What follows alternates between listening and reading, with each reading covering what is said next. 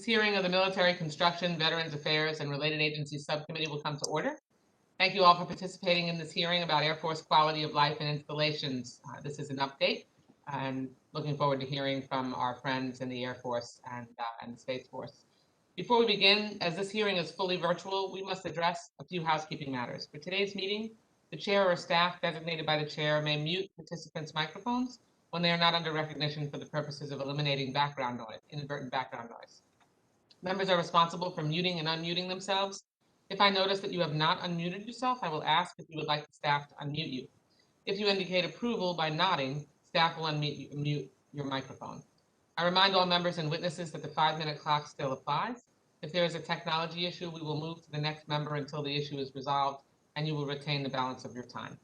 You will notice a clock on your screen that will show how much time is remaining. At 1 minute remaining, the clock will turn to yellow. When your time has expired, the clock will turn red, and I will begin to recognize the next member, carrying on the practice of this subcommittee, where we give you a little leeway if you need it at the end. In terms of the speaking order, we will follow the order set forth in the House rules, beginning with the chair and ranking member. Then members present at the time the hearing is called to order will be recognized in order of seniority, alternating between majority and minority. And finally, members not present at the time the hearing is called to order. Finally, House rules require me to remind you that we have set up an email address to which members can send anything they wish to submit in writing at any of our hearings or markups. That email address has been provided in advance to your staff. Now the subcommittee will come to order. Good morning. Today we welcome the Air Force installation staff and senior enlisted to discuss quality of life issues, as well as give us an update on installations. We have before us Ms. Jennifer Miller, Acting Assistant Secretary of the Air Force for Installations, Environment, and Energy. Brigadier General William Kale, Air Force Director of Civil Engineers. Chief Master Sergeant of the, Chief Master Sergeant Joanne Bass, Chief Master Sergeant of the Air Force. I want to note especially, as someone who is the first woman chair to chair this subcommittee, that Master Sergeant Bass is the first woman to be Chief Master for any military branch. Chief Master Sergeant Roger Toberman, Chief Master Sergeant of the Space Force. I want to thank you all for joining us today to testify about some very critical issues, and we certainly have a lot to discuss. Today we look forward to engaging with the Air Force on a host of important subjects. However, as I have in the other service hearings, before we're able to dive into the critical issues impacting our Air Force, it's important that I preface the hearing by highlighting a major overarching obstacle facing the readiness and success of our armed forces, which is the perennial scaling down of MILCON funding. Over the last several years, we've seen a troubling pattern of decreases in military construction funding, a trend that not only impacts the mission readiness of our forces, but also the quality of life of service members and their families. And a number of us on this subcommittee have had a chance to travel around the world to see and firsthand the impact that underfunding has on the infrastructure and its ability to serve our service members and their families. And in so many cases, the quality is atrocious, particularly, unfortunately, in the Air Force. Between FY19 and FY21, the Air Force saw a reduction of $1.8 billion in the President's budget request for military construction funding. This constitutes an incredible and frankly unacceptable decrease of roughly 35%. Military construction is not simply the building of military bases and installations. It's providing quality childcare. It's ensuring security for our service members and their families. It is deterring our adversaries, especially in the Indo-PACOM area of responsibility. It is modernizing hangars and fire stations. It's giving those who serve our country good homes to live in. The very least we should be able to do for our men and women in uniform is to provide them with the peace of mind that comes from knowing their families are safe and cared for while they are on deployment. Although we don't yet have the FY22 President's budget request, I'm hopeful that it will reflect a renewed commitment to prioritizing the funding of military construction projects that ensure the success of our military and those families that sacrifice so much for our country. Even without the FY22 budget, this hearing and the answers we'll seek within it will just demonstrate how the current fiscal year's funds are being put to use and paint a picture of what is necessary for the next fiscal year. For example, this hearing will discuss the $3.6 billion of stolen MILCON funds by the Trump administration for what was a whimsical border wall and what the impacts the deferred projects have had on our forces, as we have with the two previous service academy hearings. We'll also inquire as to how much funding will be returned from this now canceled wall and if it will be enough to restore the deferred projects. We'll look for explanations as to why privatized housing continues to struggle with oversight and quality assurance, and why the Tenant Bill of Rights still has not been fully implemented 2 years after it was passed into law. This hearing will address the ongoing sexual assault crisis facing our services and our expectation that the witnesses explain the newest approaches to ensuring that every member of our military is heard and protected. Additionally, I hope to receive a full report on how the Air Force is working to expand and improve Child Development Centers, CDCs, at our many installations. CDCs are integral to mission readiness, and while there's been a surge of support for more CDCs, the Air Force still has issues with capacity and facility conditions, as stated in the CDC report provided on May 7, 2021. Amongst the other issues we'll look to engage on today include what the Air Force is doing to ensure installation preparedness for climate change, how the services are updating their archaic practices around incorporating women into the force, the status of international troop relocation and what that means for our installations, as well as the ongoing effort to ensure the safety of our allies within the European Deterrence Initiative. As you can see, we have many important issues to discuss. I believe this hearing is a great opportunity to identify those crucial areas where we can do more to serve those who serve us. And now, Judge Carter, I'd like to recognize you for your 5 minutes remarks and your opening statement. Judge Carter? Thank you, Madam Chairman, and please, I want to welcome everybody from the Air Force and the Space Force to talk about installation and quality of life. Those on the subcommittee, we understand that there's an important connection between readiness and quality of life. And Ms. Miller, General Kale, Master Sergeant Bass, Chief Master Sergeant Toberman, I want to thank you for joining us in this hearing. Thank also very much for you serving our nation and your dedication to airmen and guardians. With this, I yield back.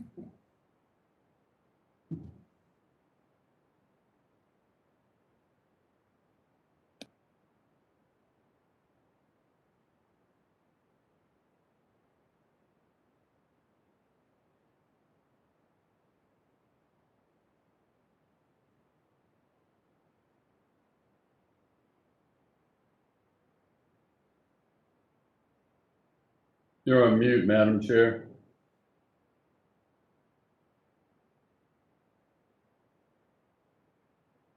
I hate when that happens. I'll start again. Thank you for taking the time to be here and sharing your perspectives and expertise. You missed my first round. It was stellar. Without objection, all written statements will be entered into the record. Due to the number of witnesses, we will start with Ms. Miller and move down the list as follows: Brigadier General William Kale, Chief Master Sergeant Joanne Bass, and finally, Chief Master Sergeant Roger Toberman. Your full written testimony will be entered into the record, and you'll each be recognized for 5 minutes to summarize your opening statement. With that, I would like to recognize, Ms. Miller. You're recognized for 5 minutes to summarize your opening statement, and your full written testimony will be entered into the record. Chairwoman Wasserman-Schultz and Ranking Member Carter, thank you for the opportunity to testify today. I'm here today to review with you the status of our installations and associated department priorities to ensure these installations remain robust power projection platforms in support of the National Defense Strategy.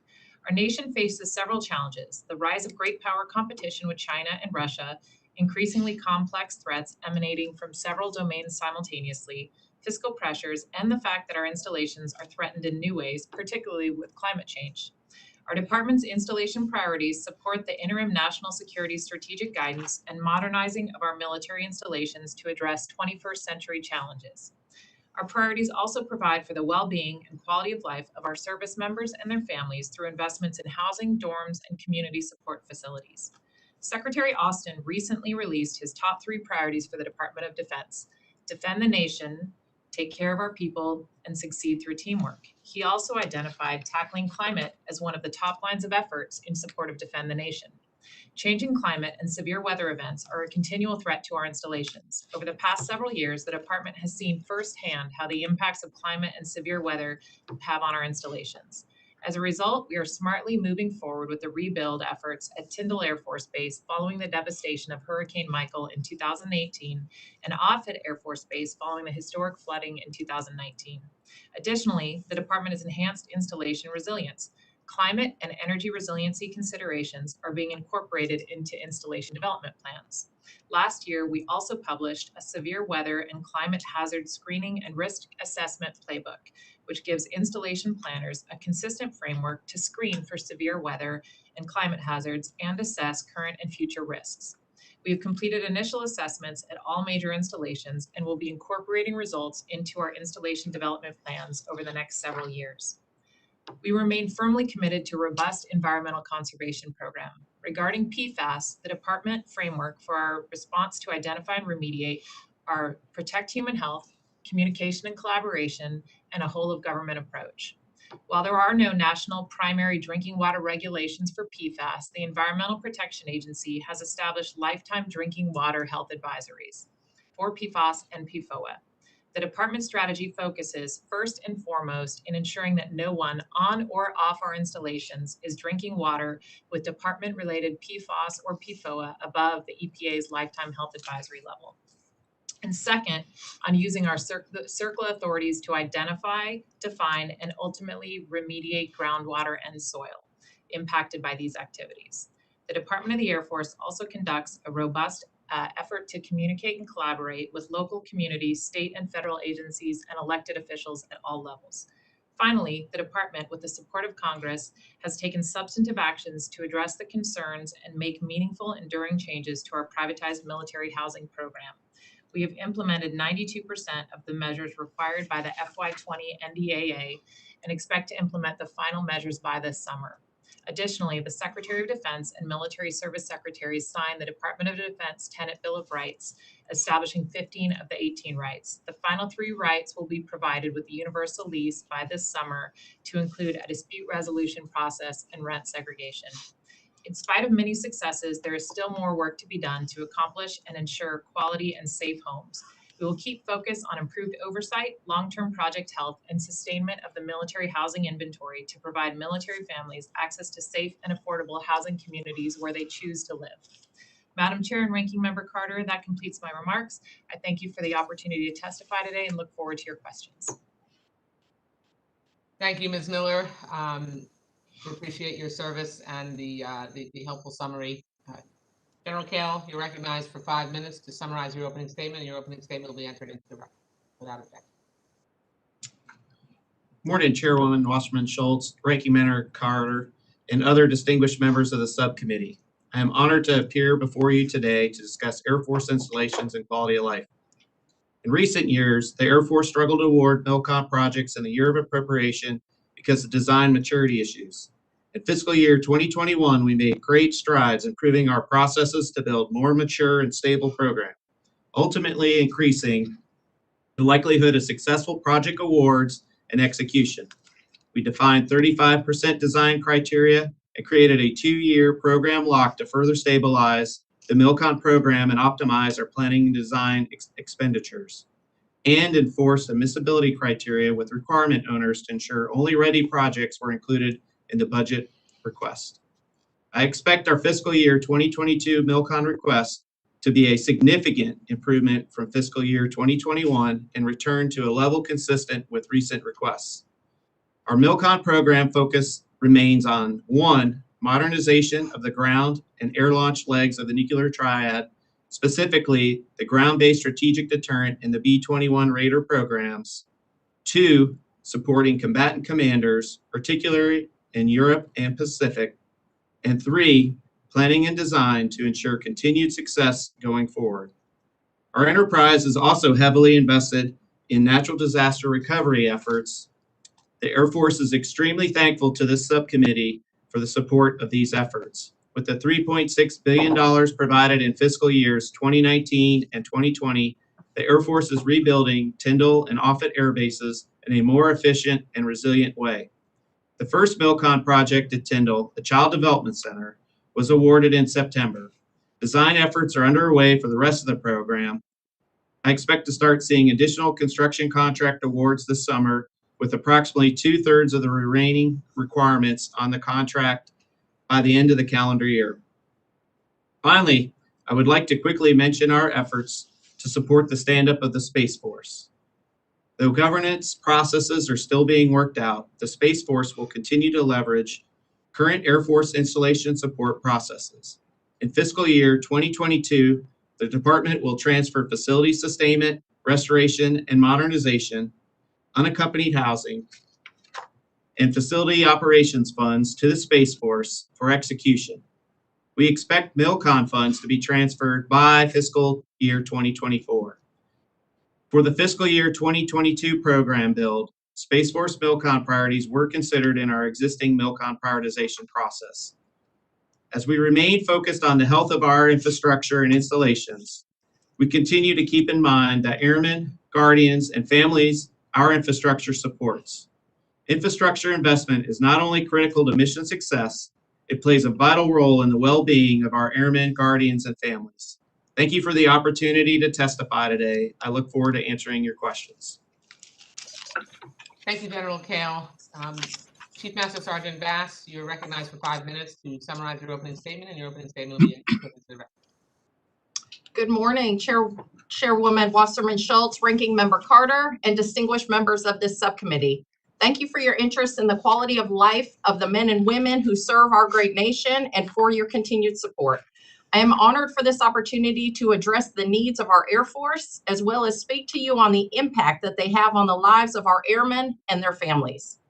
As the Chief Master Sergeant of the Air Force, I have the distinct privilege and honor of meeting airmen and their families during my travels, hearing their stories, their concerns, and the unique challenges they face as members of our team.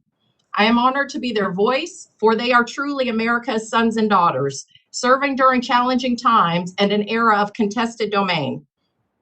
It falls on us to ensure that our airmen have the resources required to remain the highest trained, best equipped, and best led Air Force this world has ever seen. We are at an inflection point in history, and in order to be the Air Force our nation needs, it remains ever important to prioritize the quality of life of our service members. Our Air Force and airmen must remain ready, willing, and able to defend the high ground, enhancing the capabilities we need today to ensure that we win tomorrow. I represent over 689,000 total force airmen, which has afforded me a unique perspective on the direction our Air Force needs to go. As the Chief of Staff of the Air Force has said, we need to change, and we are not changing fast enough. We face rapidly evolving challenges, new domains of warfare, and near-peer competitors. We must continue to support our airmen and families as they faithfully support and defend our nation. How we recruit, train, develop, retain, and transition our airmen are key to readiness. The Air Force is smaller than we have been in years past. However, we have a strong strategy that will move us in the right direction, and we need your assistance to help get us there. With the establishment of the Space Force, we have reaffirmed that our Air Force mission is to fly, fight, and win air power anytime, anywhere. Every single airman from every career field is responsible for generating that air power that our sister services, partner nations, and country expect. We are where we are because of the innovative spirit, devotion to duty, and our love for this nation. As we move forward in our strategy and focus on the Air Force of 2030 and beyond, there is much to be done. We must focus on developing the airmen that we need and creating an environment where every single one of them can thrive and be their very best. We must guarantee a culture of dignity and respect and an environment where we value the diversity of the force. We owe it to our forces to build an institution where no one is afraid of sexual assault, harassment, discrimination, bullying, violence, or anything of the sort. While there are challenges all around us, we must continue to find ways to build the resilience of our members and get after mental health issues that steal the lives of our brothers and sisters. The Air Force is committed to dismantling any stigma surrounding mental health treatment and creating a culture where seeking help is not shameful. These things are integral to who we are and imperative to our future success. We also realize and deeply appreciate the sacrifices of our military families. They give so much in their own right. And that same care and support that we provide our airmen must extend to every member of their family. Continuing to eliminate the barriers of military spouse employment, improving the availability and affordability of childcare, ensuring the quality of our schools remain high, and ensuring our families have the access and the support that they need when they need it are paramount. Taking these issues on also demonstrates our commitment to our service members and their families, and ultimately builds their trust in our great institution. As we work to build that trust and care for our airmen and our families, we cannot turn a blind eye to our infrastructure. Our installations are not only key components of our warfighting mission, but they are also where we call home. Years of competing priorities and fiscal constraints have forced us to manage risk in infrastructure and continue to create challenges and hardships for our airmen. We must provide a safe place where, whether it be in the dormitories or in privatized housing, that our airmen can come together in a community that they are proud to call their home. The readiness of our airmen and our Air Force are inseparably linked to our quality of life, and an investment that we must continue to make. Again, we continue to remain grateful for the efforts of this subcommittee and rely on your continued support. Thank you so much for your time, and I look forward to your questions. Thank you so much. Now, Chief Master Sergeant Toberman, you are recognized for 5 minutes for your opening statement, and your full written statement will be entered into the record. Chairwoman Wasserman Schultz, Ranking Member Carter, and members of this subcommittee, thank you for your support and dedication to bettering the quality of life for our servicemen and women. I am incredibly honored to address you for the first time and proudly represent our guardians and their loved ones who are so critical to the security and future of our nation. I sincerely appreciate your enduring and steadfast support to our country and our service members. I've often said our most important weapon system lives and breathes. We are no doubt the most technologically developed, equipped, and lethal military in history, but our greatest asset and our most decisive warfighting advantage is without question our people. Our guardians develop, employ, and advance space power not only for the nation, but the entire world. They do these things because they are committed to our nation and our way of life. Every guardian, like all service members, pledges to defend our Constitution, and their pledge is voluntary and unconditional. The leadership, training, facilities, and care we provide them are critical to how we carry out our national defense strategy, because those things are critical to them. They serve because they want to serve. They serve because their service matters. In the talent-hungry world of high-tech computing, big data, and space science, we are just one mouth to feed. For the Space Force, quality of life is not a perk. It's a mission necessity. As we continue to collectively strive to improve the professional and personal lives of our guardians and their families, we will always remember it's not one thing, but a combination of many things. An ecosystem that delivers to them an experience worthy of their commitment. The fitness centers, the chapels, the green spaces, the homes, the schools, and the child development centers. All of it matters because every guardian matters, and every guardian measures their quality of life in different ways. In a world of choice, in a world of giganomics, our return on investment is their continued investment in us. Our investment will be significant. We are soon to publish our Guardian strategy, a strategy we believe is tailor-made for a force that's been tailor-made for the future. A strategy that puts guardians first, a strategy committed to their resilience and their development, a strategy to build strong, diverse teams who are inclusive and committed to each other. To that end, we will do everything we can to eliminate interpersonal and self-inflicted violence, and we will never stop working to improve the way we connect as human beings and the way we care for our teammates, our loved ones, and ourselves. We will work with our Air Force teammates and continue efforts to improve the availability and affordability of family care for all.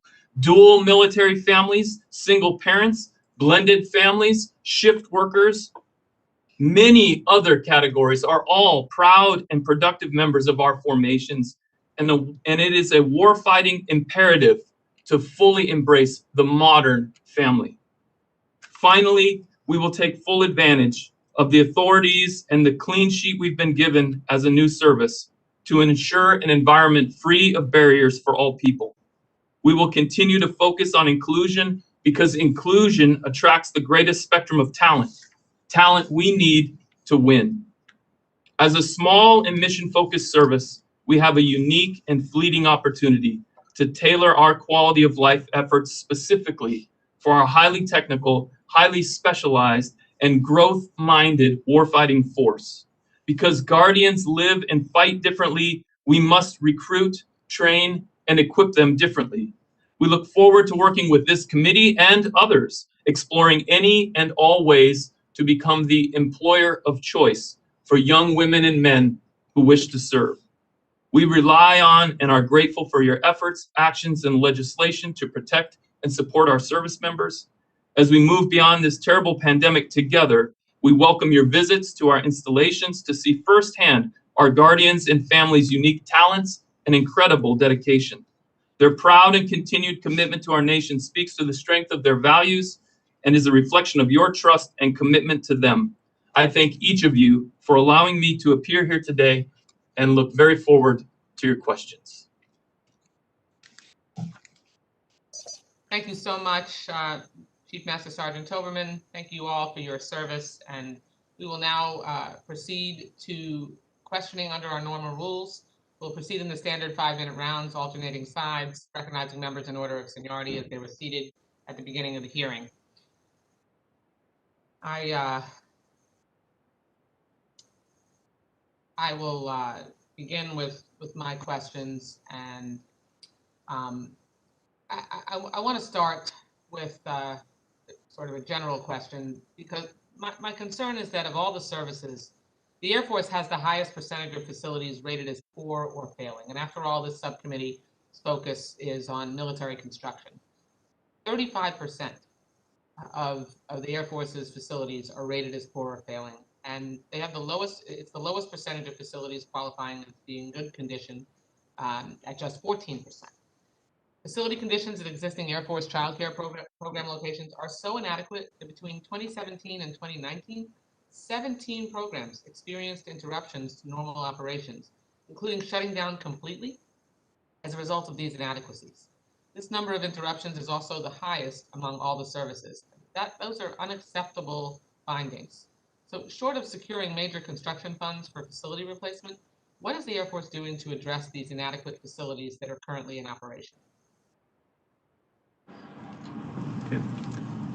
Thank you very much for that question, Congressman Wasserman Schultz. So as you are aware, we are managing risk in our infrastructure portfolio, and we are fighting a bow wave of a lot of older facilities, and we are trying to get after these facilities mainly through our O&M portfolio with our FSRM dollars.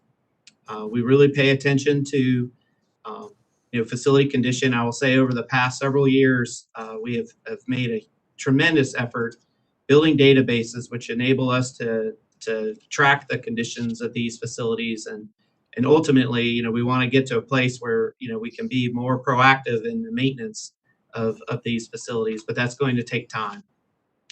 We've started an infrastructure investment strategy where we're really trying to first get a stable funding platform of 2%, but getting up to 2.3% of our plant replacement value. Second, we are trying to reduce and consolidate our footprint in order to bring down the overall scope of our facility portfolio.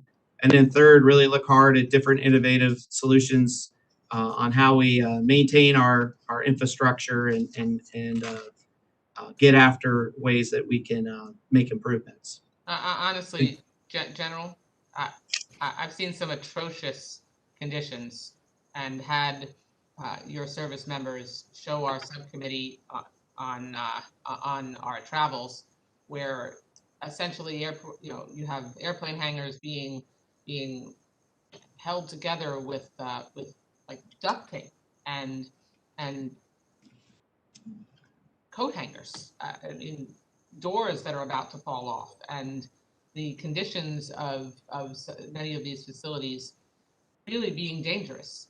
I just have not seen the evidence firsthand that matches what you're telling us. Well, I understand, Congressman, yes, there are cases out there where we have facilities that are in poor condition, and we are trying to do our best with the resources that we have to get after these things. And part of that is understanding the scope of what we're trying to get after. As you're well aware, we had a huge dip in our Milcon investment because our program was not in a place where we're able to execute those projects in a timely manner. And I will tell you, from compared to 21 to 22, there is a significant change of what you'll see coming into the program. Okay, just reclaiming my time, General, because I don't have that much left of it. I sure hope so, because this is a committee whose funding is very closely tied to what the president's budget requests. The last few budget requests have been atrocious and disproportionately impacted the infrastructure needs of the Air Force.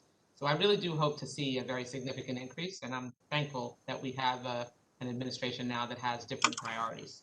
But let me move on. In terms of capacity concerns, as of February 1st, 2021, the Air Force had 5,116 children with an unmet need for on-base care, and the average wait time was 151 days.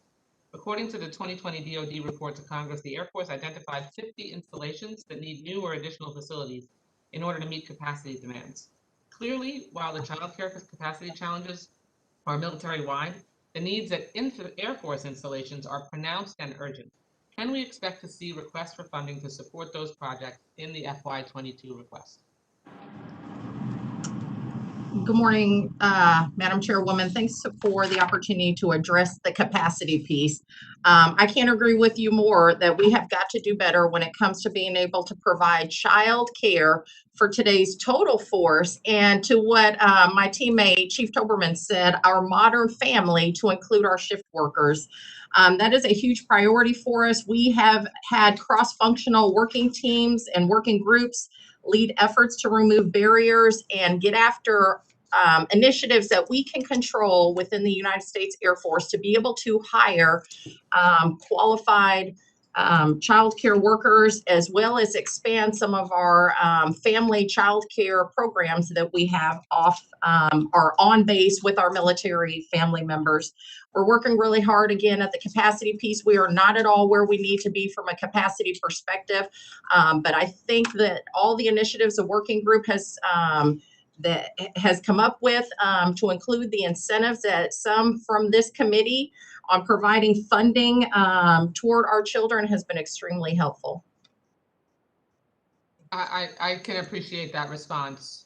I just want to say, before I yield back and turn it over to Judge Carter, that it's just incredibly disrespectful of your service members. And I think this is the case across the board, but it is particularly pronounced for the Air Force, that your requests have not included child care development centers, so that we can make sure that the number one priority for a service member, personally, which is the care and well-being of their children, is taken care of while they are handling the business of their number one priority of protecting our country. The very least we can do is make sure that we respect our service members enough to prioritize asking for the infrastructure to be built to care for their most precious resource, so that professionally they can take care of our country, which we all collectively believe is our most precious resource.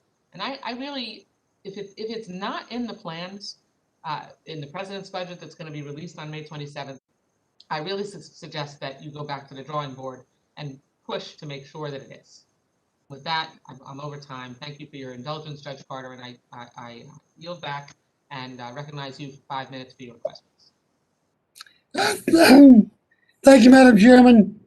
I'm going to continue a little bit on what our chairwoman has been talking about.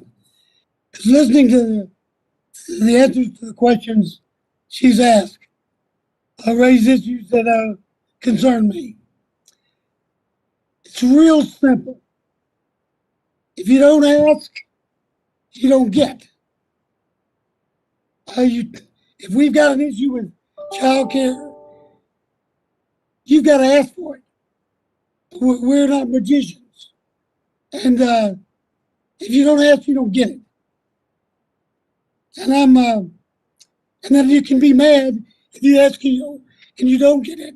But you sure can't if you don't ask. And then second question, that the conditions that Ms. Wasserman Schultz described, duct tape and baling wire, or coat hangers. We call it baling wire in Texas. That's a rundown place. And if you got a rundown place, why do you have it? And why aren't you asking to fix it?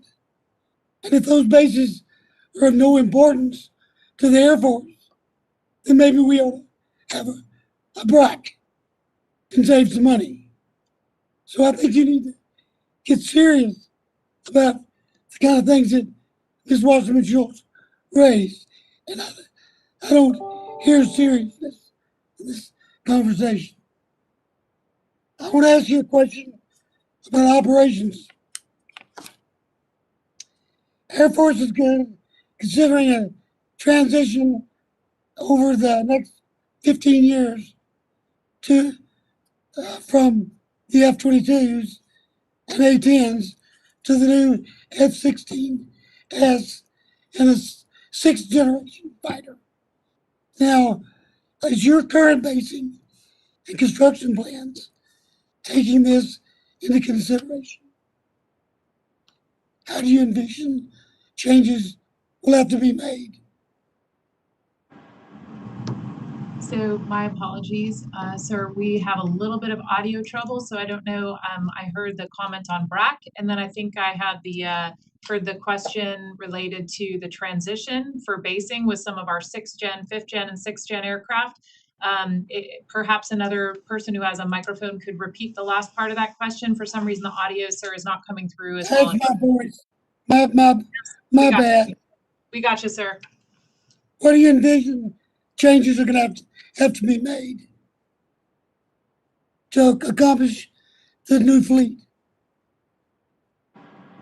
Sir, so in changes in infrastructure, so every time we do a strategic basing action, we try to maximize use of existing facilities so that we don't drive additional military construction costs. So part of our decision on where to bed down new mission or to replace existing mission includes an analysis that is a site survey visit and with a focus on maximizing the use of existing facilities. Where facilities cannot be maximized, we assess, is there an ability to build on a vacant area to replace an existing facility? What's the area cost construction and the military estimated cost associated with that to try to minimize the military construction costs?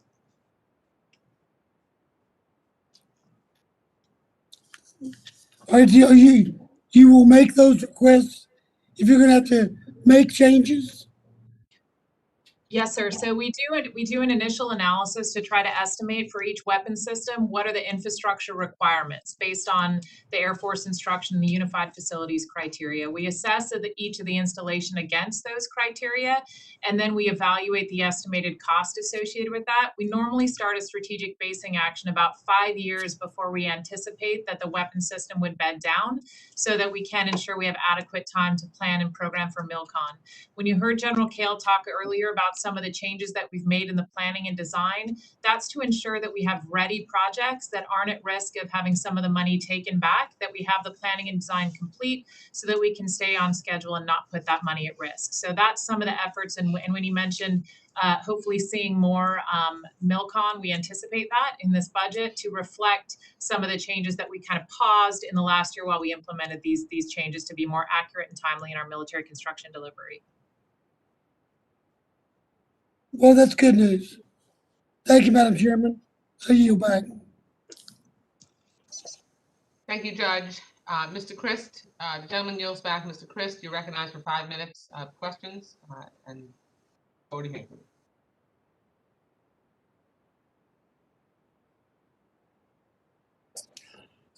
Madam Chair, good morning. According to the fiscal year 2020 military construction budget request, there were 4 individual houses at MacDill Air Force Base in Tampa with maintenance and repair costs over $50,000. The 4 most expensive Air Force housing projects in the country. 2 of these projects were higher than $250,000, and they were built not long ago in 2009.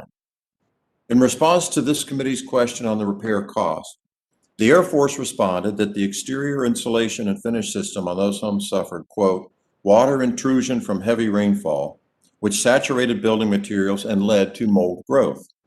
As a fellow Floridian, I think the chairwoman would agree with me that if a home is inundated with water and mold in Florida because of heavy rainfall, the problem probably is not just maintenance and repairs. Ms. Miller, do you require, and the key word here I think is require, your contractors to build with different materials depending on the climate where the privatized family housing is located? And has anything changed with how your contractors construct houses since 2009?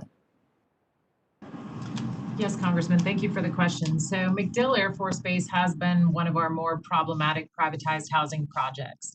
It's not just a few houses. There's been a number of houses that over the last few years had a number of mold and mildew issues that required Air Force involvement. So we enter into these 50-year leases with the project owner. Some of the homes were actually constructed under military construction when the government owned the homes and we conveyed them, and then some were constructed by the project owner. In all of these, whether it's military constructed or project owner constructed, they are required to comply with state and local building codes as well as the unified facilities criteria. So they did meet the local standards. We also have local and Air Force quality oversight.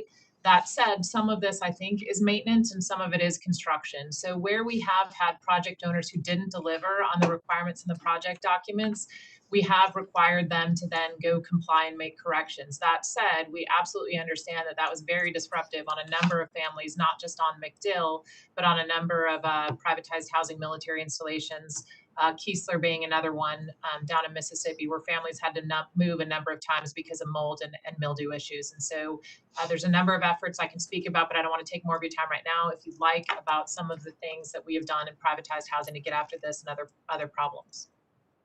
So you use new materials in areas where the climate is more of an issue?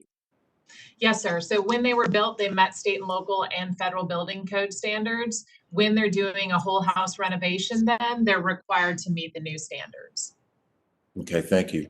As co-chair of the Space Force Caucus, I'm interested in the Air Force transitioning some of its personnel and mission sets to the Space Force. In Florida, we saw this transition firsthand with the redesignation of 2 facilities, Cape Canaveral Space Force Station and Patrick Space Force Base. Again, for you, Ms. Miller, or Sergeant Toberman, please walk us through the funding requirements from the Air Force needed for this transition, particularly the military construction requirements and personnel support needs for these facilities. Yes, Congressman. So I will turn it over to Chief Toberman, and perhaps General Kale has something to answer as well on this. But because these facilities already exist, the Air Force is going to continue to provide some of the installation support services as we transition to military construction over to the Space Force in the next couple of years in FY24. But in the meantime, the FSRM and the work that we'll be doing, we don't anticipate a lot of new military construction. To the extent that there is a new mission bed down, that too, we will run the strategic basing process both for the Air Force and the Space Force. So we would still look and assess each location against the military construction. Chief Toberman, anything to answer from your perspective? Yes, ma'am. Congressman, thanks for the question. Thanks for being on the Space Caucus and supporting us. Certainly, into perpetuity, we will be tied with the Air Force as a department, and the work and the services that are provided to our bases continue to be predominantly from airmen and will be into the future. As you know, our force is very mission specific, so there will be this partnership going on into the future. What we hope on the Space Force side is we're allowed to shape priorities, shape focus areas, shape culture, which certainly depends, as I said in my opening statement, on the quality of life that's provided. So I think we'll continue to work with our Air Force teammates. We're working through the specifics of how that installation stuff gets handled. And I don't know, General Kale, you might have something to add, but we're really in the middle of still figuring all that out, sir. We're right there to make sure that guardians come first, and the thousands of airmen assigned to us as well. Yeah, the airmen assigned at these Space Force bases, basically they're going to operate in a similar fashion. The biggest difference is when we transfer the TOA or the funding over to the Space Force, as the chief said, that not only do they get to prioritize it, they're the ones that are going to make the decision on how that money is spent. Thank you. Madam Chair, I see my time has expired. I yield back. Thank you. Thank you. The gentleman yields back. Mr. Valadeo, you're recognized for your 5 minutes of questions. Thank you, Madam Chair, and thank you to our witnesses for coming in today. I first want to associate myself with the chairwoman's comments earlier about child development centers. That was one of my questions that I wanted to talk about. It's obviously a huge concern for myself, and as I can see, a lot of our colleagues on this committee are obviously on the same page as the chairwoman. So thank you for bringing that up. I wanted to change up a little bit, and this one is directed to Master Sergeant Bass. I know the mental health awareness and suicide prevention within the military is a top concern for everyone here, and I'm glad you addressed it today in your testimony. Have you had any difficulty competing with the private sector and retaining enough qualified mental health care providers to meet the Air Force's demand? And if so, are there any courses of action you have identified to help with the hiring and retention? Congressman, thank you so much for that question. And the answer is yes, yes, and yes. We have a lot of challenges when it comes to being able to provide the mental health support that we need for all of our airmen and our guardians, quite frankly. We also realize that within the nation, there's a shortage of mental health providers. So undoubtedly will impact the support that we're able to get in the military.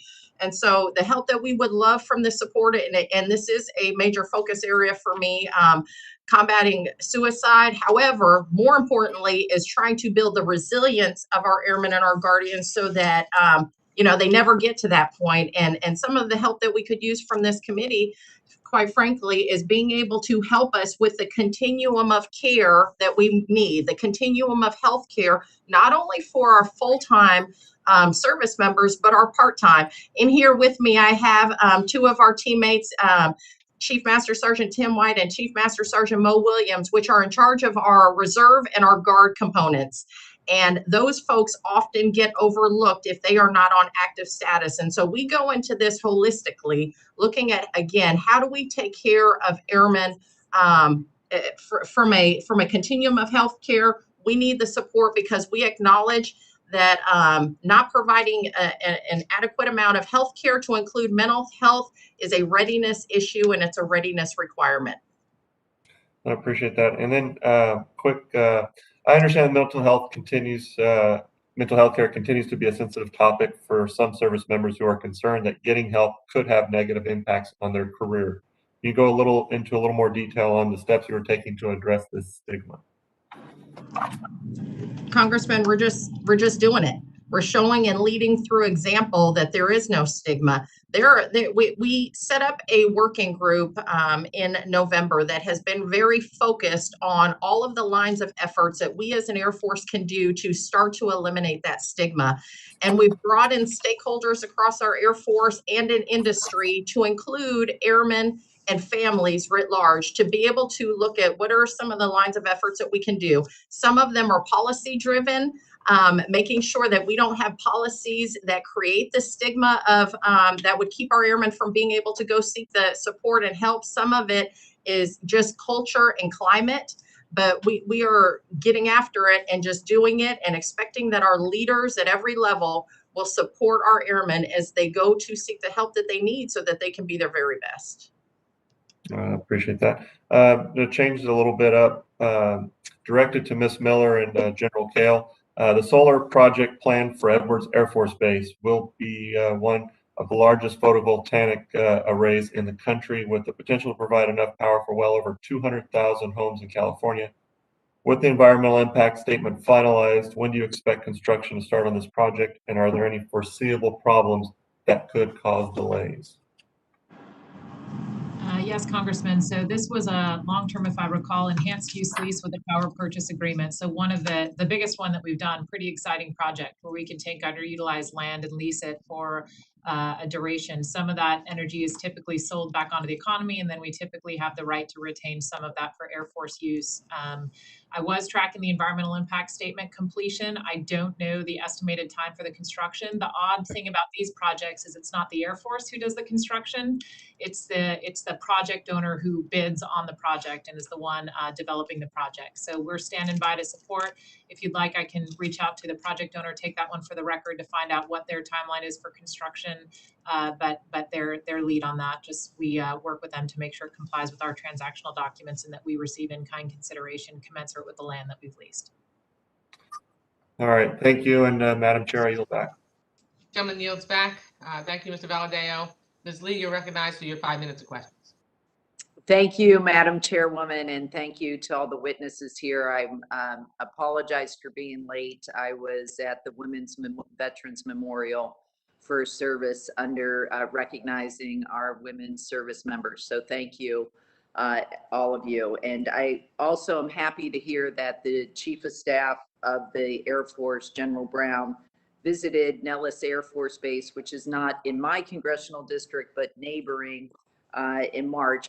But I look forward to our discussion next week regarding its future. I'd like to turn to Ms. Miller. I want to thank you for testifying today. And as you're aware, Nellis Air Force Base has a good partnership with the 926th Wing. Through total force integration, reservists are targeted into regular Air Force units and then take part in missions side by side active duty Air Force personnel on a daily basis. As we think about Air Force modernization, Ms. Miller, can you talk about the value of these types of partnerships to the Air Force and our nation's readiness? Yes, Congresswoman. So definitely tracking a lot of the issues in Nevada and the importance of the Nevada Test and Training Range, Nellis out there, Creech, and clearly a lot of the associations are critically important, especially as we look to new mission bed down, particularly if we have a guard type mission and we're looking for an active association and just some of the benefits that occur with that association. So I want to make sure though that I may not be fully answering your question. Did you have another part of that I've missed, or is that? No, I just wanted you to address the value of those partnerships. Yes, ma'am. Very valuable. Okay. And I'm also a reservist, so I put on my uniform on the weekends and definitely appreciate being able to work side by side with my active duty counterparts. Well, thank you. Thanks for your service. I'm going to shift gears here right now and talk about the Support of Military Families Initiative. As I always say, when a service member serves, it's not just his or her service, it's an entire family service. And there's been many studies done illustrating the challenges faced by airmen and their families, which are vital to military, not just readiness, but also retention. We had an analysis conducted on Nellis and Creech Air Force bases, really talking about the need to improve portability of licensure for so many of our spouses.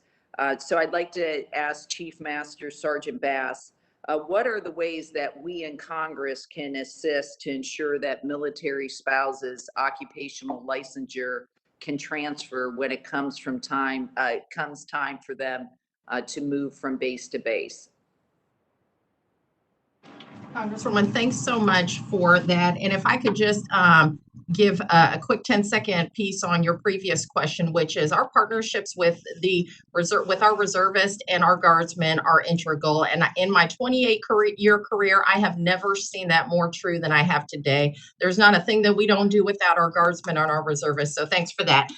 With respects to Support of Military Families initiative, I am so glad that that we have kind of put pen to paper to be able to help get after things that support our spouses and our children. And I think the more support that we can get from your side on helping all of the states communicate and talk with each other with respects to that reciprocity and being able to make it easier for our family members to be able to transition into their new home state is just goodness. And ma'am, I have two teammates with me here at the table who are pretty passionate with that. Chief Toberman has a spouse who has had to move quite a bit, as well as Ms. Miller has some thoughts on that. Yes, ma'am. So about a year ago, we rolled out the Supportive Military Families Initiative in the context of strategic basing, and we looked at 2 of the top 3 retention areas. One is deploy to dwell, but the other was spouse licensure and the ability to get spouse employment. And then the other one was childcare. So we started evaluating every military installation against those 2 latter categories relative to the rest of the Air Force. So the spouse licensure and reciprocity, looking at the top 10 licenses that most military spouses have, what we ask is that we usually reach out to the state level, and often it's the governor or the bar association or the local teachers, the state teachers union. We reach out and say, here's legislation that's worked in other states. You want to be one of the green states? Great. Florida did a great job here. Use their legislation. Our hope is that with spouse licensure, that every state will eventually be green. Schools, we realize, is a bit more challenging, so we use the national testing and what's reported to the Department of Defense Education Association, to that National Education Association. We leverage that data, but we show our homework and say, here's what we're measuring against. Please help us make the areas in and around a military installation better for families. And Chief Toberman, I'm sorry, I didn't know if you had anything to add. No, ma'am, I just sincere appreciation for all your support. I mean, this is a fantastic initiative. It's really made a difference. My wife is a nurse. She's a psych nurse, and she's also a mental health professional. And we spoke about the struggles across our nation of mental health professionals as well. We certainly don't have time to have someone sitting at home because they're waiting for a licensure to go through. So thank you for all your support, and just continue to share those stories of the wins throughout the different states and benchmark off each other. Like, that's really what is helping us. We're absolutely moving in the right direction, and from the bottom of our heart, thank you. Thank you. And my time has expired, but happy to continue to work with you on this. Thank you. The gentleman yields back. Mr. Rutherford, you are recognized for your 5 minutes of questions. Thank you, Madam Chair. And first, I'd like to thank all of the panel for your service, for your family's service to America. Assistant Secretary Miller, I was glad to see a major portion of your testimony focus on climate resilience. You know, I'm in Florida, and although Tyndall is not in my district, I think what we saw there was where inadequate installations actually resulted, as a result of Hurricane Michael, actually resulted in the damage, to severe damage, I understand, to some of our warfighting aircraft. And I know May 10th, I think it was, Acting Secretary Roth visited Tyndall, looked at the plan to rebuild that base, including, I'm glad to see, a child development center. And if you could, would you talk a little bit about the rebuilding of Tyndall going forward, rebuilding for hurricane levels, sea level rise, and other needs that are being addressed there at Tyndall? And what's the timeline on that? I suppose we'll see some of that when the budget comes out. But can you talk a little bit about that now? Yes, Congressman, thanks for the question. And definitely Tyndall's been an example for us and where we can implement some beneficial climate changes. So to speak to a couple of those generally that have driven some additional policy across the Department of the Air Force, and then I'll turn it over to General Kale to talk about the status of a few of the construction rebuild projects at Tyndall. So first, as to the climate, what we did, this was one of the first places where we kind of had almost a blank slate, if you will. So when we were looking, we normally build to the unified facilities criteria.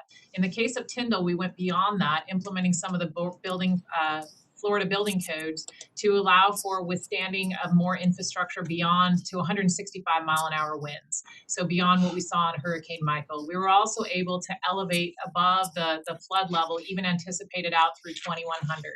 So these are a couple of examples, working also with non-federal partners on some of the shoreline and shoreline resiliency that will allow us to withstand some sea level rise in the future as well.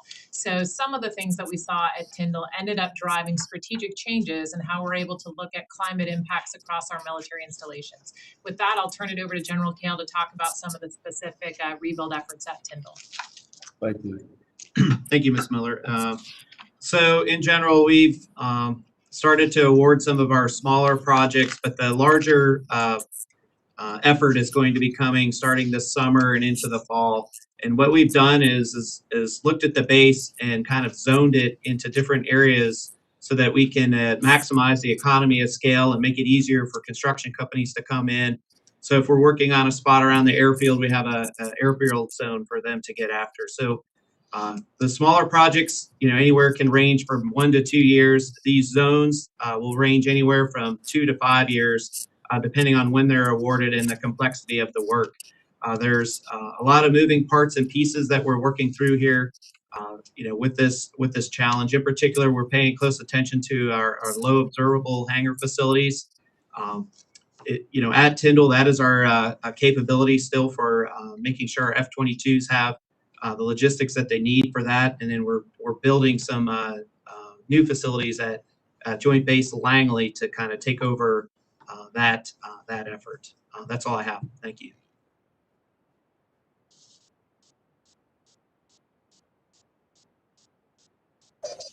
Mr. Rutherford, do you have any further questions? I'm sorry, I was muted. Thank you. Assistant Secretary Miller, I also sit on Homeland Security, and we've been following very closely these cyber attacks like SolarWind and the Colonial Pipeline. I think has really shown, we typically think of cyber vulnerabilities within our weapons systems. However, last week, with the pipeline, we saw how something as mundane as gas can create a national crisis. Can you talk a little bit about how the Air Force is ensuring our critical infrastructure on our installations at home and abroad against these cyber attacks? Yeah, great question, Congressman. Happy to. So we actually looked at, the Air Force is a bit unusual in that we fight from our installations, and our installations are our weapon system, and Air Force and Space Force, so the entire Department of the Air Force. So we look at 4 types of resiliency, as you mentioned, energy resiliency. I know we're short on time, but happy to talk about some of the things we're doing in energy, but you also referenced cyber resiliency, and that's a big thing that we've looked at. We're just issued in March, so 1 month ago, 2 months ago now, the Department of the Air Force Control Systems Strategic Plan, which is a 10-year roadmap to get after some of our cyber resiliency. Where can we isolate systems so they aren't as exposed to cyber attacks? How can we get cyber experts into some of our wings to be able to specifically address that in our civil engineering squadrons?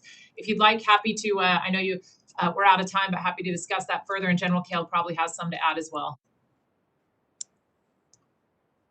General Kale, did you want to respond? Yeah, absolutely. So, we just released that strategy, and it looks at everything from the manpower and the training of individuals at the installations to how we actually connect our systems into the network and making sure that we're able to protect those things. And then on top of that, making sure that our most critical facilities, ones that, power and operations center or a satellite control facility, those can be completely separated and operated on their own accord with their own power if need be. But we definitely can come over. We would love to share the strategy with you. We think it's a great first step and a lot more work ahead on that we'll need your assistance on. Thank you. Thank you. And Madam Chair, sorry for running over there. I yield back. No worries. My pleasure. Gentleman yields back. Mr. Trone, you're recognized for 5 minutes of questions. Thank you very much, Madam Chairwoman, and also our ranking member. I want to thank the witnesses for being here. I want to talk a little bit more about mental health and suicide. Sergeant Major Bass, your testimony, you talked about suicide rates increasing from 18 to 2019. Do you have a sense what the numbers look like to 2020? I do, sir. In 2018, we had 103 total forced suicides. In calendar year 19, 136. Calendar year 20, 131. And year to date this year, we are at 21 total forced suicides. So some pretty awful numbers. Given the main method of suicide is firearms, and you mentioned in your testimony that you distribute a large number of gun locks as a prevention tool, which is, fantastic. Do you also employ strategies like the lethal means safety counseling and opportunities to temporarily move the access to firearms? Sir, I appreciate that you guys were reading the gun lock piece, because we have issued out over 200,000 gun locks. But I will be honest, our strategy on how do we tackle this is pretty diverse, where it's not just from a gun lock and or weapons piece, but it is, again, holistically, how are we tackling the suicide issue? Because we don't want to focus simply on one area, but many lines of efforts to get far left of how do we provide, how do we help better our airmen and ready our airmen from a mental health perspective so that they never get to that point. Lots of training, lots of bystander training, lots of training starting all the way from basic military training through technical training, and then throughout an airman's career on, again, how to be a better wingman, how to be to each other, as well as how to maintain their resiliency. I'm in agreement. It's a lot of complexity, a lot of different avenues you got to take approach. Talk about the True North program a minute here, where you're embedding mental health providers and religious support in the units. And it's transitioned from a beta test to execution phase. What resources do you need to fully implement this program in the Air Force? Congressman, thanks so much for asking that, because we need a lot of resources to that end. And really, that is just giving us the flexibility to be able to fund holistically mental health stuff, whether that is in True North or whether that is in other support agencies that our airmen and family need. What we're also seeing when it comes to our suicide rates are most of them are also relationship issues. So then the question goes, what are we doing? True North may or may not be able to help with that specific thing, but what are we doing to better equip our families and our airmen with some of the relationship challenges they have and the counseling efforts? And so I would say, yes, we need, we appreciate and need continued support from the committee on True North and True North-like support for our airmen, part-time and full-time, as well as our family members. And that especially the family member piece is where we're really trying to focus. Oh, that's excellent. We're in complete agreement. Increasing diversity. Let's jump over there a minute. Chief Master Sergeant Bass. Air Force working to become more gender inclusive, updating airplane designs, developing maternity flight suits. Are there any other similar modifications that should be made to facilities or to equipment to remove gender bias? And again, what resources do you need there? Congressman, great question. We are looking, there's nothing that we're not looking at when it comes to making sure that all programs, all equipment, all workplaces are inclusive. And so we are very much, that is our messaging across the force, is that being a diverse force is what we are, but that inclusive piece is what will make us better. And so with that, I'm actually going to ask my teammate, Chief Toberman, if he wants to chime in, because he has some pretty good perspective on that from a Space Force. Yes, sir. Hey, thanks for the question, and thanks so much for carrying.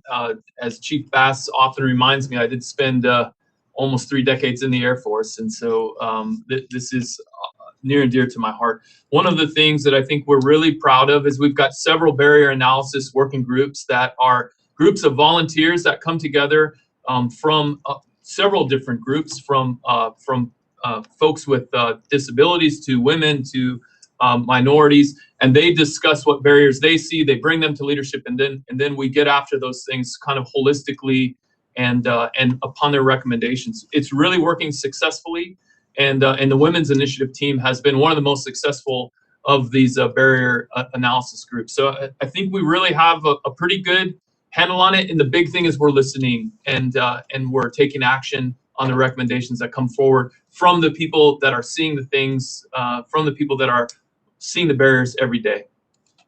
Oh, we appreciate that. Listening is certainly the key. I yield back, Madam Chairwoman. Thank you, Mr. Trone, for your concern about these mental health issues, particularly suicide prevention. Gentleman yields back, and Mr. Gonzalez, you're recognized for your 5 minutes of questions.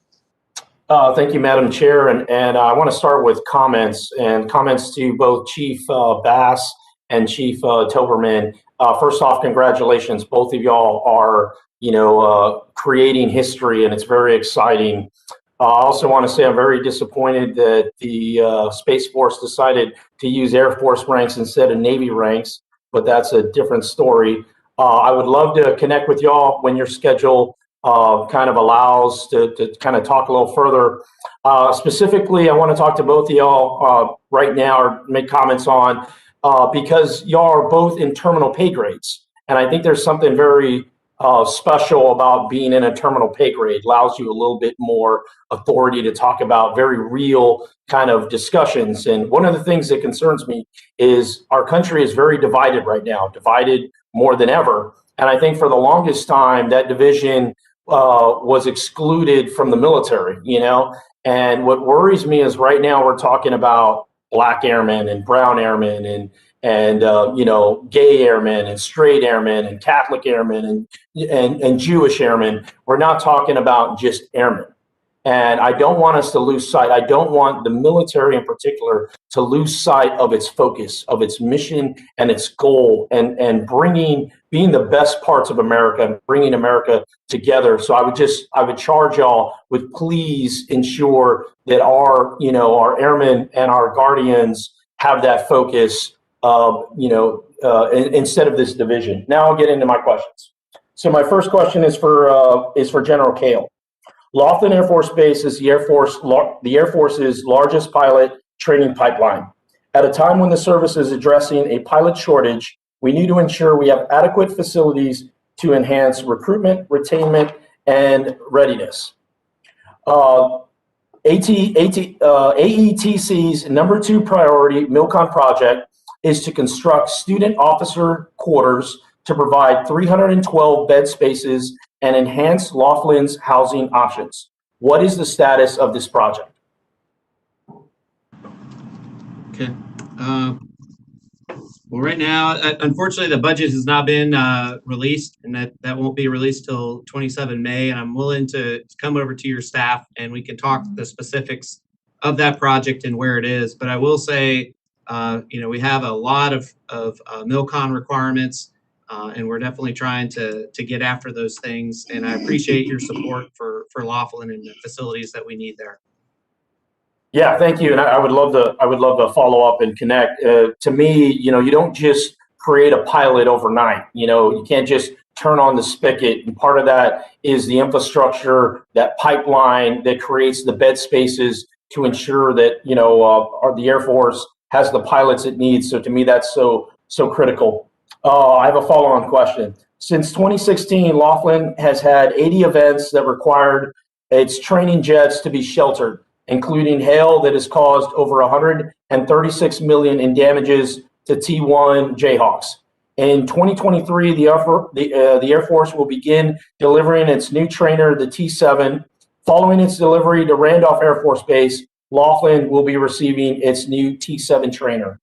Does the Air Force plan to construct weather shelters to protect these trainers? And I'm not talking sunshades, I'm talking actual weather shelters. Yeah, so I just had a sidebar with General Kale. So I don't recall, and we can get back to you on this, whether or not that was a requirement identified by AETC when we were doing the bed down. We asked the Major Command to identify all the infrastructure requirements, but as mentioned earlier, if we've noticed severe weather impacts, we can change those requirements. So we'll take that one for the record, Congressman, and get back to you to let you know if that is one of the things that was required as part of the MILCON. Okay, thank you. The weather out there, especially winds, are extremely can impact gratefully. So I'd love a follow up on that. Okay, I have a question for Ms. Miller.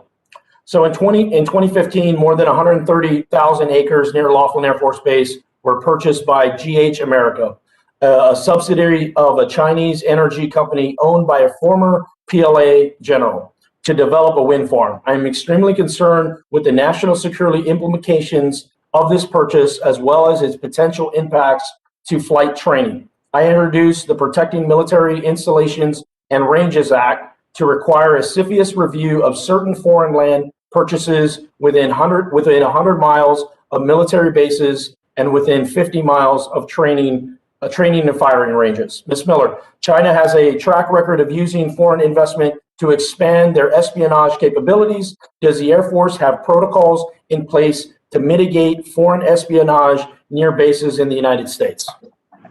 Yes, Congressman, and thanks for your support in that legislation. I think the trick is that we follow the CFIUS process. So we have two things. Number one, if we have an encroachment issue on our military installations, that goes through the OSD clearinghouse and the Air Force weighs in on, and that's usually a height-driven requirement, right? So those ones we can more easily control. There's a bit more challenge when it's a private landowner purchasing outside a military installation. We have no ability other than a condemnation from the Department of the Air Force to prohibit a private landowner from doing things outside of military installations. So what we do is we tee any concern that we receive from the community up through the Department of the Defense for a CFIUS analysis. So exactly what you mentioned is the current process, but there's no authority per se for the Air Force to stop an acquisition of private land outside of military installation other than those two methods, through the CFIUS identification, working with justice, and through the DoD encroachment through the OSD clearinghouse. Right. We share the concerns. We share the concerns. Okay, thank you. I yield back. Thank you. The gentleman yields back. Mr. Case, you are recognized for your 5 minutes of questions, although I do not see you on camera.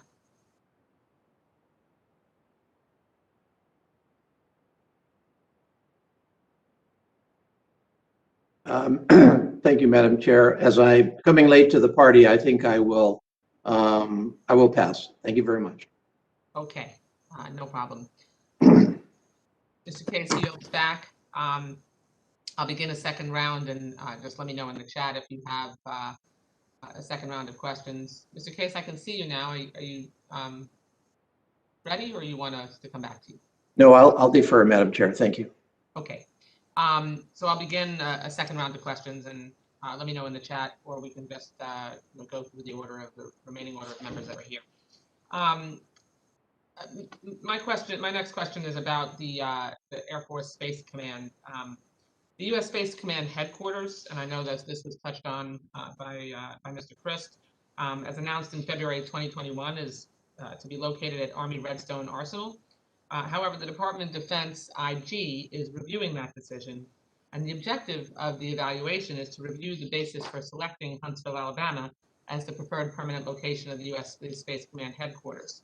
That investigation is going to review whether the Air Force complied with the DoD and Air Force policies during the location selection process, used objective and relevant scoring factors to rank the 6 candidate locations, and calculated the costs and other scoring factors accurately and consistently among the 6 candidate locations. Can you walk me through the total cost estimate for the U.S. Space Headquarters relocation, and how many fiscal years will that take? And also, did the Air Force take into consideration relocating the required infrastructure and network nodes considered in the basing decision, and how it informed your estimates of MILCON timelines and costs? I know you touched on, seemingly to minimize the MILCON costs, but there are definitely MILCON costs, so I'd like a little more detail about that, please. Yes, ma'am. So when we look at each of the potential 6 locations, so first of all, when we assessed more than the 50 communities who had self-nominated to be considered, we did look at the general cost associated with the military construction, the recurring cost estimate, the basic allowance for housing, and the cost of living adjustment for each of, because of the number of civilians. We estimated the same number, which was just over 1,400 personnel, the majority of those actually being civilian, about an 800-600 split between civilian and military. So when we narrowed down to the 6, we sent out a site survey team to each of the 6 candidate locations to validate each of the data that we pulled in advance against the same square footage requirements. So none of the locations, to include Peterson and to include Redstone Arsenal, had the physical infrastructure that was available to immediately host the U.S. Space Command headquarters. we knew that we would be doing a new military construction project to accommodate those headquarters. When we did the provisional stand-up at Peterson, we agreed that they would relocate some existing units. So we actually have a number of off installation leases to accommodate the SPOC, which had to partially move out of building 1. So we've had to have these high cost leases right now to accommodate the provisional headquarters. When we assess the military construction for each of the 6 locations, Arsenal was significantly less expensive than Colorado Springs, over $100 million of difference. So when we looked at then the cost associated with moving it, what we agreed is that the improvements that U.S. Space Command headquarters would be making to building 1 at Peterson would actually be reused for SPOC, which was partially relocated as a result of the Space Command headquarters. So all of the improvements, which we've tried to keep very minimal, and the commander's done a great job of keeping those to just what's required to perform the mission, will be reused by existing mission, and we'll be able to move some of the mission off Peterson back on to Peterson to fill those facilities. I appreciate your response, but continue to be concerned about the way the entire process was handled, and look forward to the IG report. I want to move to sexual assault, which is a significant problem, particularly in the Air Force, and would like to hear from you, particularly because General Milley has now dropped his concern about shifting the way these cases are prosecuted, and recognize the importance of taking it out of the chain of command because current efforts in the military have not worked. Chief Master Sergeant Bass, sexual assault does continue to be a problem. What steps is the Air Force taking to tackle this issue that you have seen actually have an impact and reduced and significantly changed sexual assault in the military? Yes, ma'am. Thanks so much. So, I think we all agree sexual assault is a crime that undermines our readiness and who we are as a force.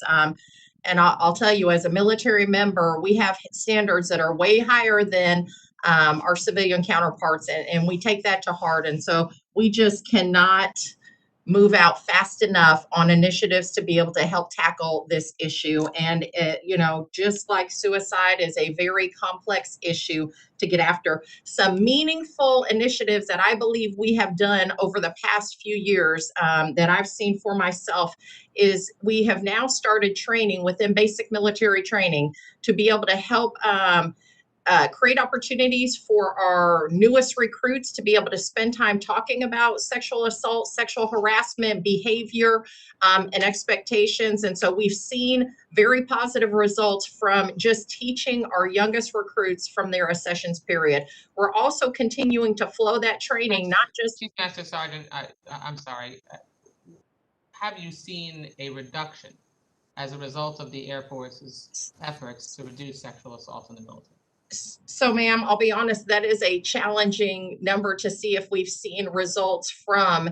Is that happening? We are seeing survey results from basic training where we know that our airmen are getting it, but to see the results from the training initiatives that we have started, whether it's at basic training, technical training, our wingmen training initiatives that we have started throughout the bases, it's hard to see. Our reports have gone up, which I think is a good thing, that our airmen feel comfortable enough in their culture to be able to share that is happening. But we do not declare that a win at all because the fact that reports have gone up. All right, there's clearly a lot of work to do. And in addition to taking it out of the chain of command, the prosecution of cases out of the chain of command, the military, all branches, need to dramatically commit to an ability to evaluate what you need to do to interrupt the rampant sexual assault that exists. It is a problem that is increasing, not decreasing, and clearly, to me, what each service has attempted is not working, and that's unacceptable. We have to make sure that Americans are comfortable sending their daughters, the women of their families, into the military. And right now, where you are with sexual assault and the risk of sexual assault, I certainly wouldn't want to know anyone I cared about that was a woman to enter the military, given the risk. So you really have a lot of work to do. It's certainly, I assume it also would impact recruitment. And you want to make sure that you have, as Mr. Toberman emphasized, diversity and the care for our service members, of all types, is critical. I'm over time. I yield back my time, and Judge Carter, you're recognized for 5 minutes of questions.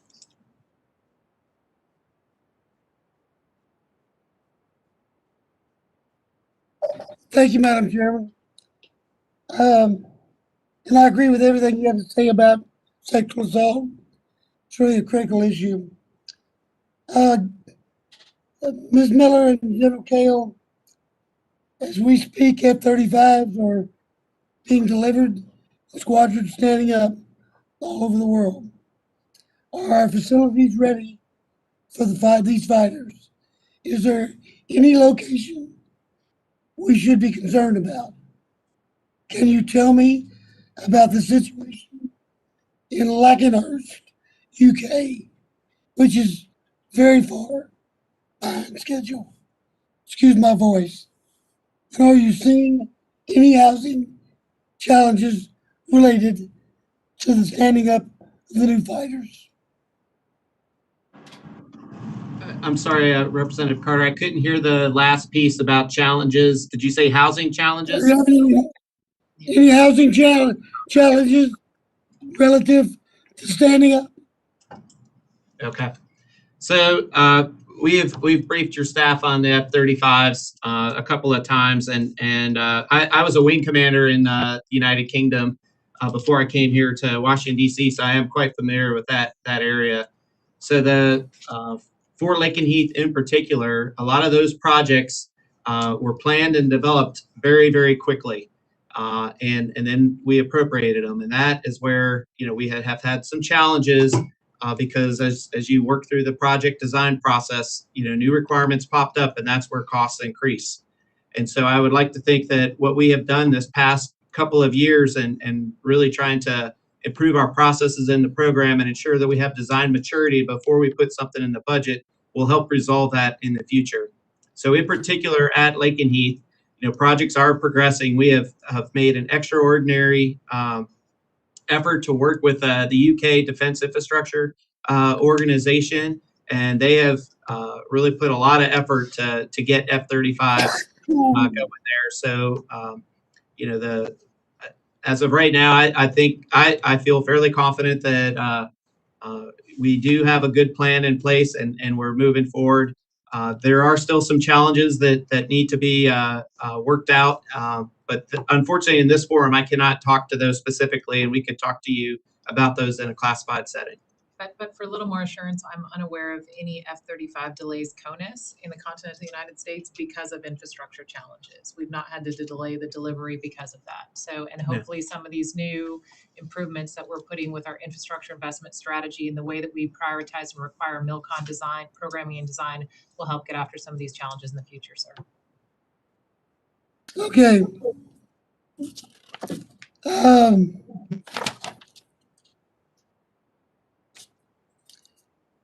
Have you ever heard about advanced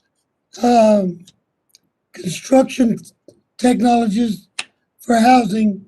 There's an outfit that I heard about using robotics and computer software, advanced construction materials to quickly build homes. Has the Air Force looked into any of those ideas? So I'll speak to homes first and then turn it over to General Kale. At least in the United States, we privatize 99% of our homes with just a few outstanding at Wright-Patterson and the Air Force Academy. So the project owners have completed construction of all 53,000 units, and we're now in the maintenance and then full home renovation at year 25. So those are not requirements for project owners, and typically they will use these kind of technologies if they think that it will increase occupancy. But I'll turn it over to General Kale for anything besides homes, privatized homes. Yeah, so as far as advanced construction technologies, we are looking at 3D printing, in particular for concrete walls. And we also are looking at advanced technologies for pavements, in particular for rapid pavement repair, in a combat environment. So those are the two main focus areas. And I believe there, I can't think of the company's name offhand, but I know there's one in Texas there that our Air Force Civil Engineer Center does have a SBIRS contract with in helping with development of that. And on your existing housing, are you staying on top of maintenance issues? Because we have had in the Army some drop balls as far as taking care of their maintenance. And you got to stay on top of those folks. Absolutely, Congressman, and I wish I could say that it was not an Air Force, Department of the Air Force problem, but it has been as well. We did have some maintenance issues, and that's a lot of what made national headlines and ended up with people calling your office and not going through the chain of command. So the way that we've gotten after that within the Department of the Air Force, we had 51 lines of effort. The one that's specifically relevant to what you're discussing is the maintenance work orders.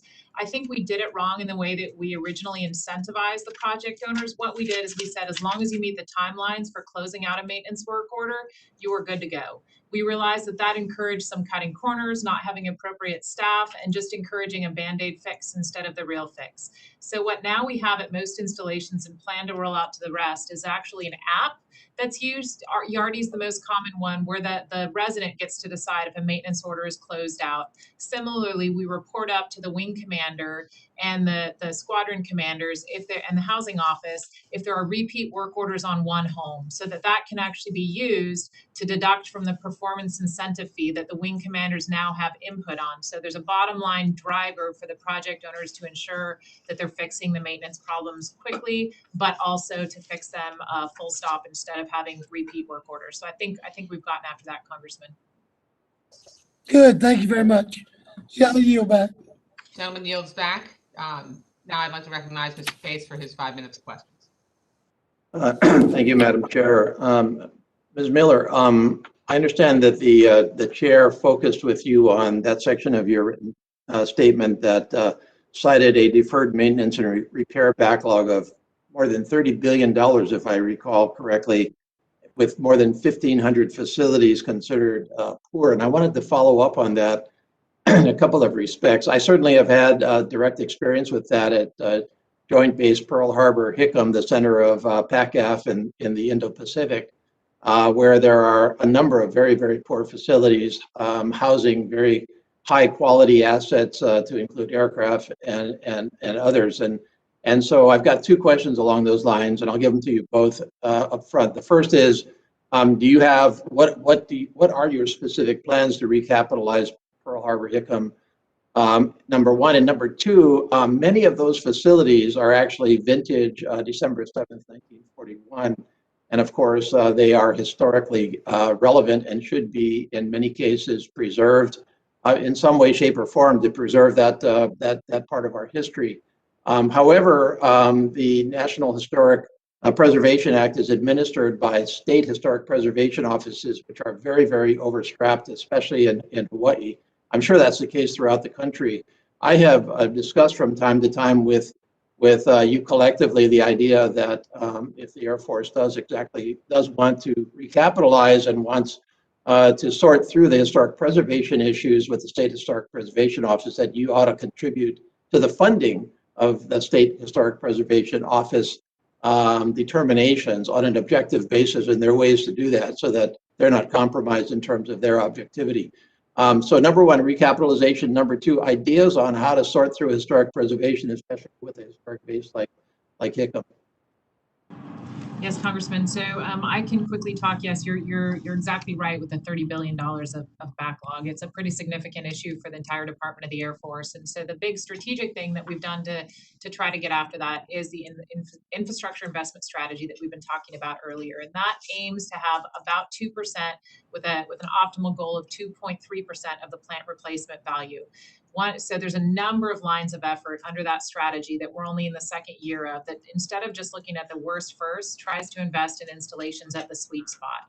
So as we've been trying to look at Department of the Air Force priorities strategically, the neat thing about the infrastructure and installation investment strategy, the infrastructure investment strategy, is that we now have our 4-stars repeating this to us. We need to hit 2% of the plant replacement value. So the message is being received, and we're getting some prioritization across the Air Force. So that's the big Air Force strategy. As to the SHPO policy, in particular, we have pretty good luck working with state historic preservation offices. We probably have the most trouble on housing, on some of the historic housing, but where we have an issue, we can engage, and we have had some success historically in being able to staff up some state offices.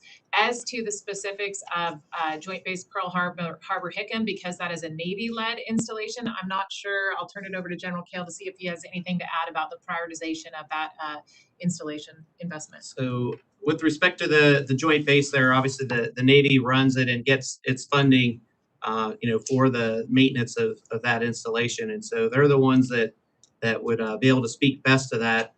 We can speak best to Air Force requirements and what things, that we need to bring into there, in the future. We would fund any new MILCON or new, large modernization efforts, with Hickam. But the actual, the day-to-day maintenance and fixing those facilities is done by the Navy for us.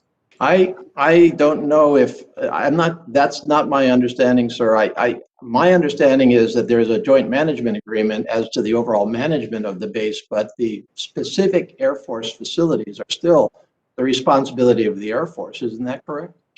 In terms of the actual upgrade of those facilities and replacement for that matter. The Navy is responsible for the current mission facilities. They do the funding of the maintenance for those facilities. If we were to come in with a new mission, or if we need to modernize a mission, then the Air Force would pay for them. Correct. That's what I'm getting after. Okay. Well, I would urge you to focus on Hickam because it has major needs. And then back, Ms. Miller, to the question of SHPO. You said that you had agreements already in place with state offices under which you were able to contribute to their evaluation.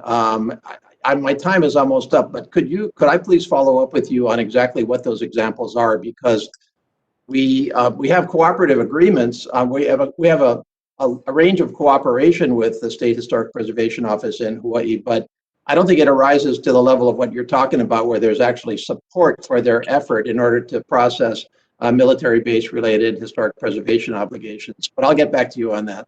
Yes, sir. And I don't know whether we've done that at State Historic Preservation Office. I'm more thinking in the context of cleanup, but there has been examples historically where federal funds are able to support state efforts geared toward federal intent, federal interest items. Okay, thank you. We can take as a due out to find out if there are any examples of SHPO specific funding under memos of agreement. But we'll take that for follow-up. Thank you. Chairman yields back. Mr. Valadeo, you're recognized for your 5 minutes question. Thank you, Madam Chair. I'm very interested in what the Air Force is doing. This question is directed to Master Sergeant Bass. I'm very interested in what the Air Force is doing department-wide to provide on-base activities and programs for our younger single service members. I've heard many anecdotal stories about younger service members at less favorable bases getting into more trouble with drugs and alcohol simply because they get bored and have little to do in the surrounding communities. This issue has been exacerbated by the intense COVID-19 restrictions that kept many younger service members confined to their rooms. Do you feel that there are adequate recreation and activity facilities on bases? And if not, what are we doing about it? Congressman, thanks for that question and your interest as always in our service members. So that's tough to answer for every single one of our installations, but it can always get better. And I'll tell you, right now we are reimagining what does recreation look like for today's service member, and it looks different than it did when I came in 28 years ago. And so we're having to make sure that we modernize our thought process because most of our airmen like to game. And so if you go to some of our installations, you'll see places where our installation commanders have set up gaming locations, set up club opportunities that many of our universities have. all in an effort to, again, bring our airmen to a place where they can have community. And so with that, you know, we always remain focused on our dormitory life, creating a safe place for airmen to be able to have dorms and or live in their privatized housing.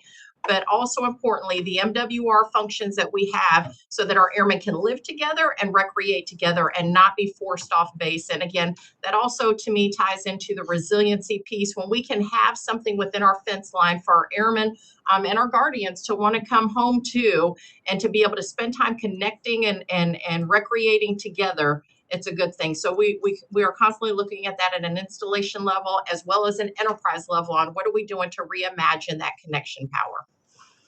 I appreciate that. Madam Chair, that was really the only a couple questions I had, so I appreciate the time and appreciate our guest's time today. I yield back the remainder of my time. Thank you, Mr. Valadeo. The gentleman yields back, and Mr. Rutherford, you're recognized for your 5 minutes of questions. Thank you, Madam Chair.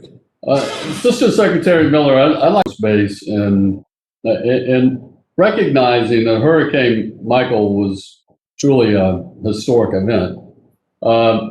And I know this is operational, but from an installation standpoint and security for our aircraft, is there a protocol in place to actually move aircraft out of harm's way?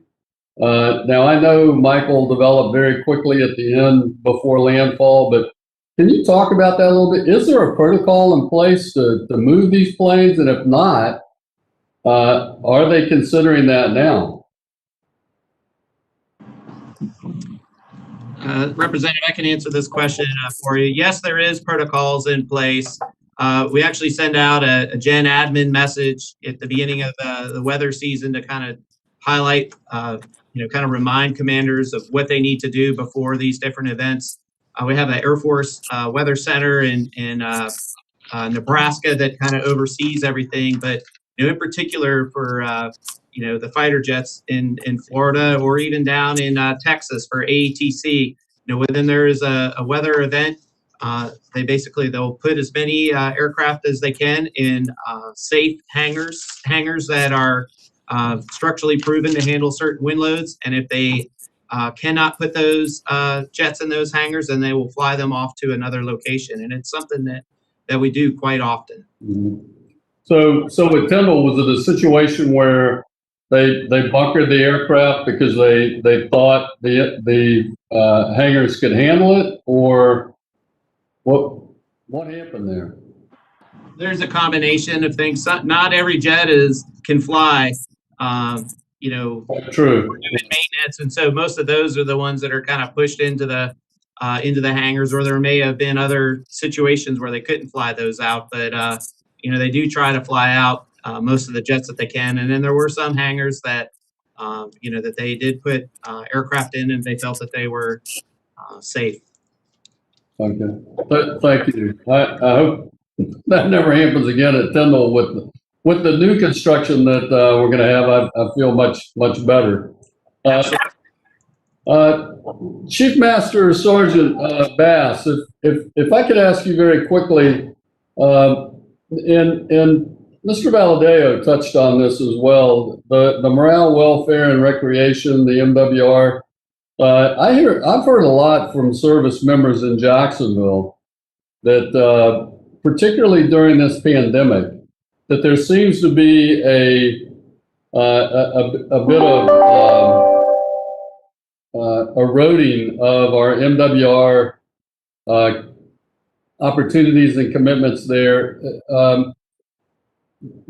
First of all, would you agree or disagree with that within the Air Force? And what can we do to help with that? Because I think this goes back to the the discussion about families, divorce,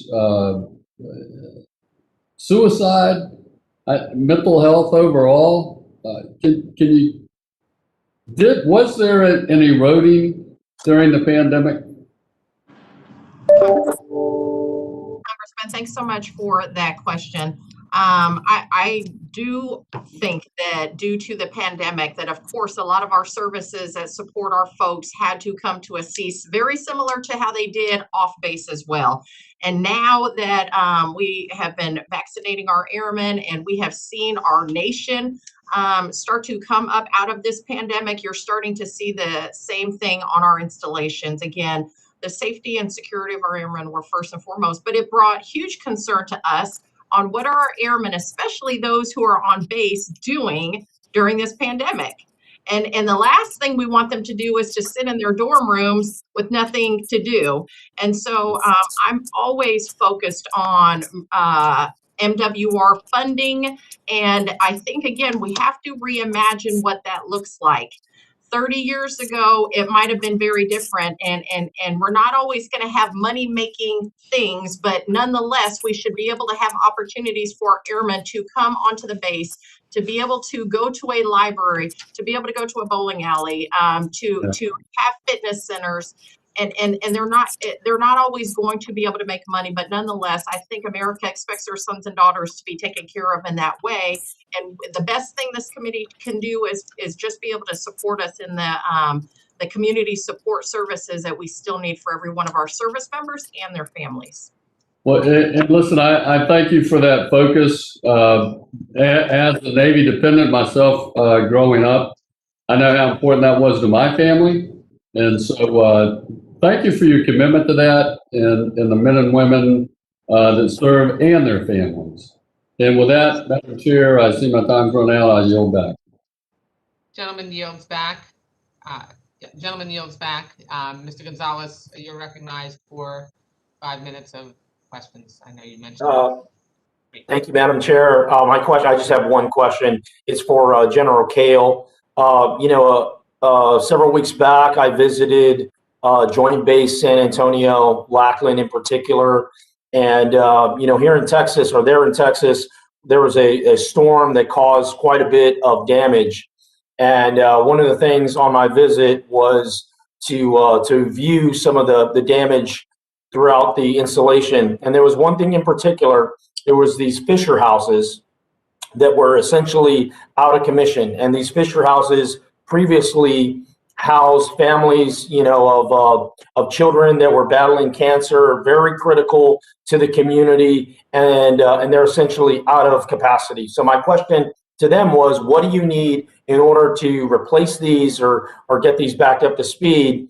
And the answer I got was, we're still waiting on that budget. So do you have any updates? I know you're still waiting on the budget, but can you take a look at Joint Base San Antonio, in particular Lackland, and some of these areas that have been impacted on it?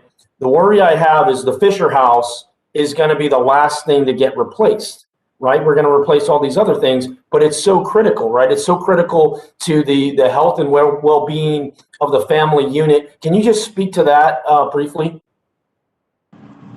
Yes, I can. I'll just, in general, I'll speak. I was at Joint Base San Antonio, Lackland on April 30th and visited a lot of the facilities, in particular looking at dormitories. And Winter Storm Uri definitely had a huge impact on all the Joint Base San Antonio facilities there. As specific for the Fisher House, I don't have any details for you today, but I will personally take that and we'll get back to you and we'll find out, what the situation is and what we can do. That is a specialized type facility and it has different types of rules, but I definitely get an answer. And I don't know if Chief Bass would also like to comment on Joint Base Lackland too, because I know it's very near and dear to your heart. That's where our airmen are come from.